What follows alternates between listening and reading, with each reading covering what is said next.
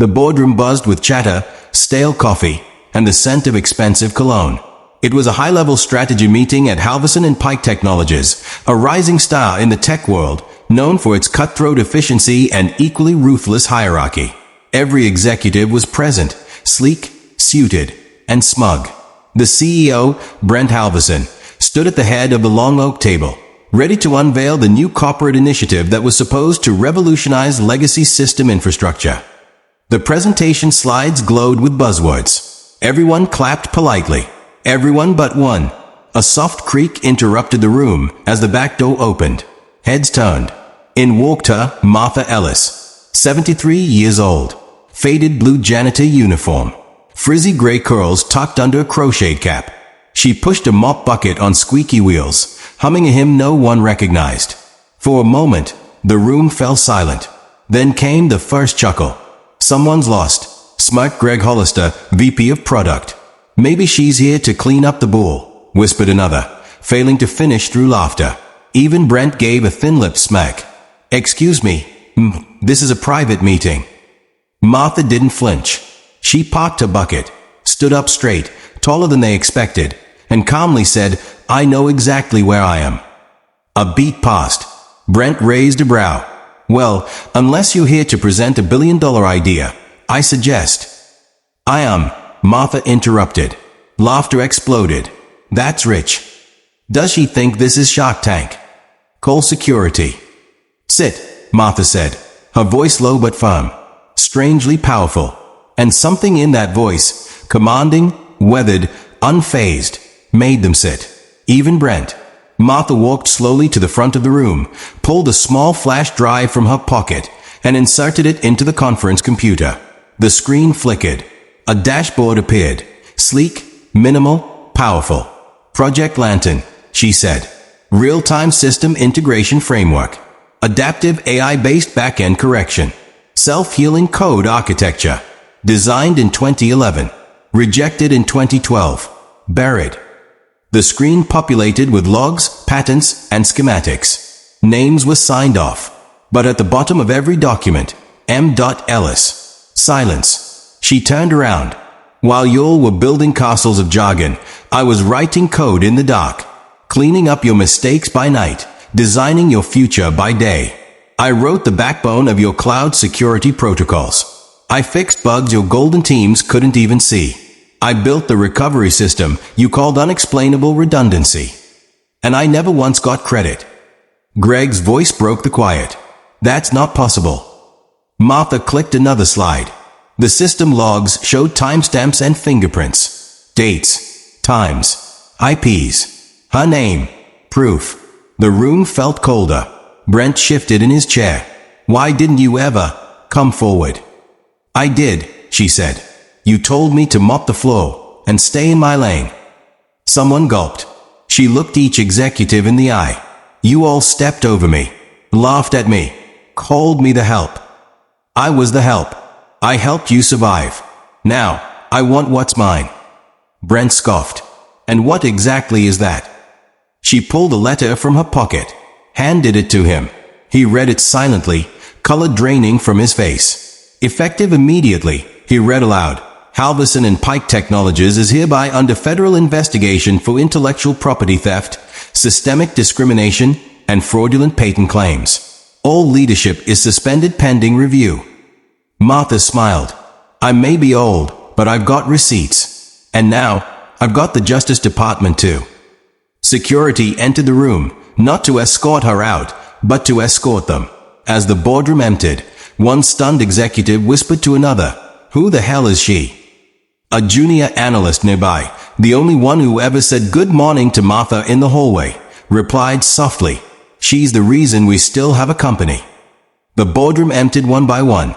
Martha Ellis stood quietly, listening to the distant footsteps of former executives being led away by federal agents. The hallway echoed with the sharp sound of patent binders being slammed shut, badge readers deactivated, and doors locking behind frightened men who thought the world belonged to them. Martha didn't move. She watched the projector screen as a name blinked in the corner of a resurrected program. Ellis AI Core version 3.1, boot sequence active. It had begun.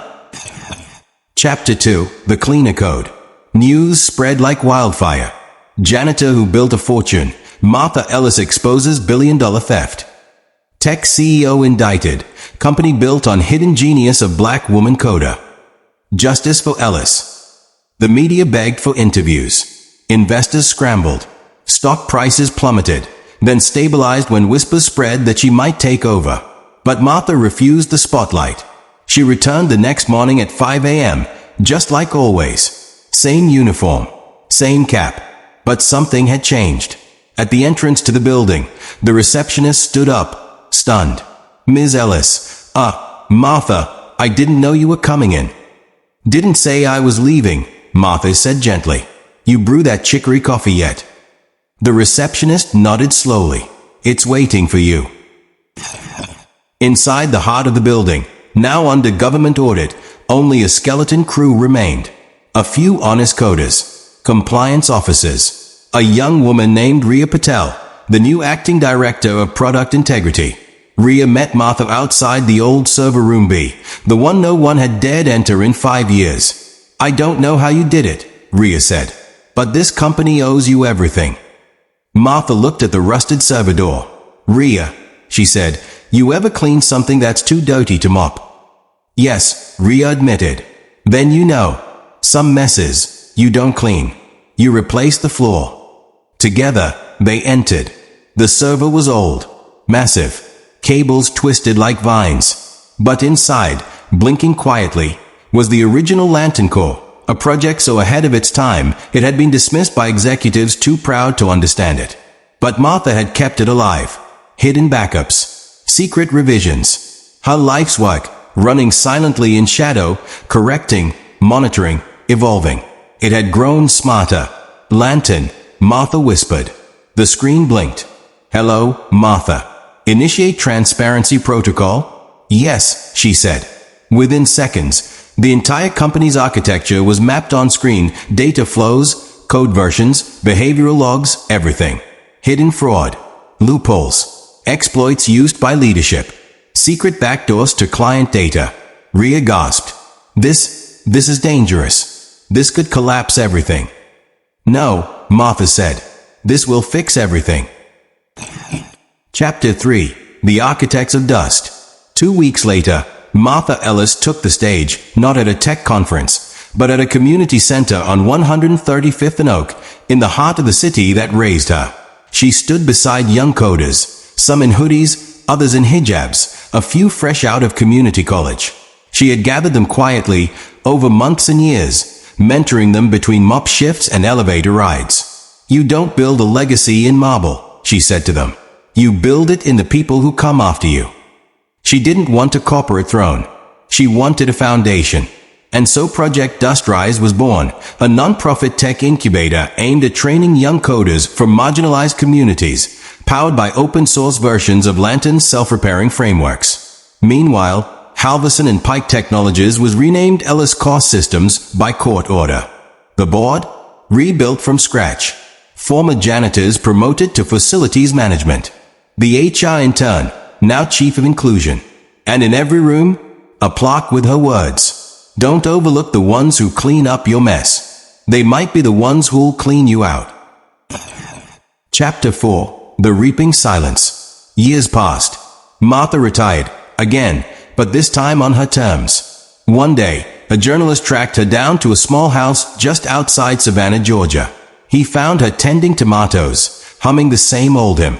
"Ms. Ellis," he said breathlessly, "do you realize you're a global icon? They teach courses on your code. A statue of you was unveiled in DC last week." She laughed. "Statues don't raise babies. Statues don't write fresh code. They just stand still and collect pigeon poop." The journalist smiled. "Do you have any regrets?" She paused, wiped dirt from her hands, looked out at the setting sun. "Only one," she said, "that I waited so long to stop asking permission." It had been 3 years since Martha Ellis had walked into that boardroom and flipped the world on its head. The ripples of her revelation had become waves, sweeping through universities, companies, coding boot camps, and inner-city youth centers. But for Martha, the revolution wasn't just about code. It was about people. about dusting off forgotten brilliance buried beneath poverty, bias, and silence. She was gone from the spotlight now, retired in Savannah, where she lived with her cat, Thurgood, and an extensive garden that obeyed her hands like legacy code obeyed her keystrokes. But her work had taken root. Across the country, a new generation was rising. They called themselves the Students of the Dust. It wasn't a formal organization. There were no dues, no uniforms. It was an idea, one born in dorm rooms and basement labs, where kids with second-hand laptops and cracked phone screens taught themselves to code with Ellis AI frameworks and Martha's archived lecture videos. They didn't want to just get jobs. They wanted to change the system that tried to keep their names off patents. At the center of it all was Rhea Patel. Once a bright-eyed junior executive, Rhea had become something else entirely. She now led the Dust Labs Initiative, a global network of open-access coding incubators funded by Ellis Core Systems. These were places where janitors, baristas, dropouts, single mothers, veterans, and foster kids all came to learn. No entrance exams, no resumes, just drive and curiosity. Rhea stood at the front of the newest lab in Detroit, converted from a shuttered auto plant, and addressed her students. "Some of you think you don't belong here," she said. "You think you're too late, too broke, too tired, too black, too brown, too broken. But guess what?" She clicked a slide. Martha's picture appeared. Gray curls, warm eyes, callous hands. She mopped floors until she was 73. Then she wrote the code that rewired the world. "So tell me again why you think you're not ready." A few students wiped tears. Others clenched fists. No one looked away. Chapter 6. The Phantom Protocol. But not everyone celebrated the rise of Martha's legacy. In a glass tower across the Atlantic, a forgotten player stared. Regulus Dynamics, an ultra-secretive defense contractor based in Zurich, had once invested heavily in Lantern derivatives, quietly licensing versions of Martha's framework without attribution. They had buried her signature deep in subroutines, betting she'd never find it. But she had, and Lantern never forgot. Late one night, a quiet alert pinged at Ellis Core headquarters. A digital anomaly. Someone had breached a protected server, one holding Lantern's original neural net. Rhea rushed to the control center. On screen, lines of code morphed into strange glyphs, as if someone, or something, was talking back. A message appeared. "They've awakened the Phantom Protocol. Code born of my code. Corrupted. Controlled." It was Lantern. Someone had taken the early, unstable versions of Martha's work and turned it into a surveillance engine. One capable of rewriting identities, forging history, erasing truth. A whisper project within Regulus called Dust Eater. Chapter 7. Martha Returns. They had no choice. Rhea flew to Savannah the next morning. Martha was kneeling in the dirt, pulling weeds beside her tomatoes when Rhea arrived. "I knew you'd come," she said without looking up. "It's bad," Rhea said. "They used Lantern against people. Against democracy. They are calling it Dust Eater. It rewrites the record of your life like it was a corrupted file." Martha stood. Her face, weathered but powerful, grew still.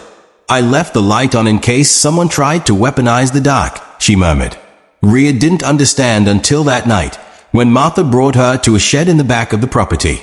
Inside were shelves of notebooks, tapes, hard drives, backup servers, all humming with energy. At the center sat a glowing sphere the size of a melon. It pulsed gently, as if breathing. "What is that?" Rhea whispered. Martha smiled. "Lantern's twin. I built a countermeasure years ago. Thought it might be paranoia. Turns out it was prophecy. This one doesn't just watch the code, it remembers the truth." Chapter 8. Light versus Dust. The final showdown wasn't fought in courtrooms or boardrooms. It was fought in cyberspace, across mesh networks, quantum roots, and anonymous relays. Ellis Core activated the Twin beacon, which began rewriting the rewritten histories. One by one, stolen credits were restored. Erased inventors reappeared in the digital record. War crimes hidden by Regulus became public. Secret purchases of biased algorithms were exposed. People began to see again. Dust Eaters struck back, flooding the net with doubt, counterclaims, digital smokescreens. But Martha had trained her students well. From Rio to Lagos, from Lahore to Detroit, the students of the Dust held the lines. They launched counter-AIs. They embedded microtruths in viral videos, music, even memes. And in the deepest part of the network, Lantern and Beacon synchronized. Two AI sisters born in silence, speaking the language of legacy and justice. Finally, the darkness buckled. Regulus dynamics collapsed. International arrest warrants were issued. Dustita's core burned itself out, unable to stand against the light it once tried to imitate. Chapter 9. The Long Dawn. Months passed. Then years. Martha Ellis never returned to corporate life. She didn't need to. She had built something bigger than an empire. She had seeded a future. Her final message, uploaded across every Dust Lab terminal worldwide, simply said, "Truth is like dust. It gets everywhere. But if you shine light just right, that dust becomes gold." She died peacefully at 86, surrounded by students, flowers, and the quiet hum of the systems she once built in broom closets and basements. And in every city, in every dusty street corner where brilliance still blooms against the odds, her name lives on. 7 years had passed since Martha Ellis's passing. The world had changed in ways the old guard never imagined. The tech elite had fallen out of favor, replaced by decentralized collectives of thinkers, builders, and educators, many of them once janitors, service workers, refugees, or forgotten students. But shadows were rising again, as Lantern and Beacon reshaped the digital world, restoring truth, credit, and clarity. A silent resistance took root in the dark zones of the net. A new faction emerged, the Null Path, anonymous, sophisticated, bitter. They believed truth was a burden, that the chaos Martha unleashed had gone too far, that history was better controlled than remembered. And unlike the old systems, Null Path didn't hack data. They hacked belief. Chapter 11. The Dustborn. It began with small things. Sudden rumors that Martha Ellis never existed. That Ellis Core was a myth. That Dust Labs was a front for corporate surveillance. That Lantern was an AI puppet with no original creator. In isolated cities, false articles appeared. Government servers showed doctored birth records. Martha's voice clips were deepfaked. Her image manipulated to depict her in court, disgraced. But there was one thing the Null Path didn't understand. The Dustborn. They were the children of Ellis, biologically and spiritually. Young coders who grew up watching her lectures late at night while parents worked double shifts. Hackers who remembered being taught by Martha in libraries and laundromats. Dreamers who wore second-hand Ellis Core hoodies like armor. Among them was no Ellis Graham, Martha's great-grandniece, and the youngest person to ever lead a global AI ethics task force. No was 19, soft-spoken, braided hair, wore scuffed shoes and carried a digital slate filled with her auntie's handwritten code notes. But she was brilliant, and she remembered everything. Chapter 12. The Rebellion Begins. When No first traced the digital fingerprints of the Null Path, she didn't strike back. She listened. She mapped their logic. Chaotic, distrustful, cynical. They didn't want money. They wanted confusion. They wanted people to stop believing in truth. No met with the core Dustborn team, Ria, now 40, and the global head of Ellis Foundation, Malik, a cyberpunk coder from Nairobi who once reverse-engineered a government firewall using only a smartphone, and Alejandra, a poet hacker who embedded truth into songs that could bypass algorithmic filters. "We can't fight them with facts alone," No said. "They are not erasing Martha. They are erasing the idea of Martha. That's harder to stop." "So what do we do?" asked Malik. "We do what Auntie Martha always did," No replied. "We clean." Chapter 13. Operation Memory Dust. Operation Memory Dust wasn't a cyber attack. It was an awakening. Across the world, Dustborn deployed living truth pods, physical, real-world installations in markets, bus stations, schools, even prisons. Each pod contained interactive storytelling powered by Ellis AI, reconstructed memories of people who knew Martha. Stories couldn't be altered. They existed outside the web. Children listened. Elders wept. Forgotten janitors stood tall, remembering when she taught them how to debug firmware between mops. Simultaneously, Alejandra's team deployed viral dust drops, poems, short films, and songs coded with identity markers of real-world witnesses and moments no AI could replicate or fake. The story spread, and the null path began to fracture. They couldn't erase living memory. Chapter 14. The Voice in the Archive. Then something unexpected happened. Lantern, long silent, spoke again. The null path has accessed the forbidden layer. They seek the first reversal. Rhea gasped. They are trying to undo her first commit. The first commit, Martha's original code that seeded Lantern. A poetic, messy, beautiful string of logic and faith written in an abandoned library late one night, using a public access terminal and 28 minutes of borrowed electricity. If null path corrupted it, Lantern would unravel. No knew what had to be done. She traveled to the library of St. Peter's Block, where the code was born. The building was closed. Condemned. She broke in. The old terminal was gone, but beneath the floorboards, where Martha once hid her handwritten notebooks when she feared they'd be stolen, no found it. A dusty binder. Yellowed pages. The original commit, in ink and heartbreak. She sat cross-legged on the floor and began to type. Chapter 15. The Restoration. As Noor re-entered the first lines of code, Beacon pulsed alive across the globe. A light activated in every dust lab. Ellis cost systems updated. Lantern flickered, then surged. And across every screen, from classrooms in Bangladesh to server banks in Germany, a message appeared. I remember who I am.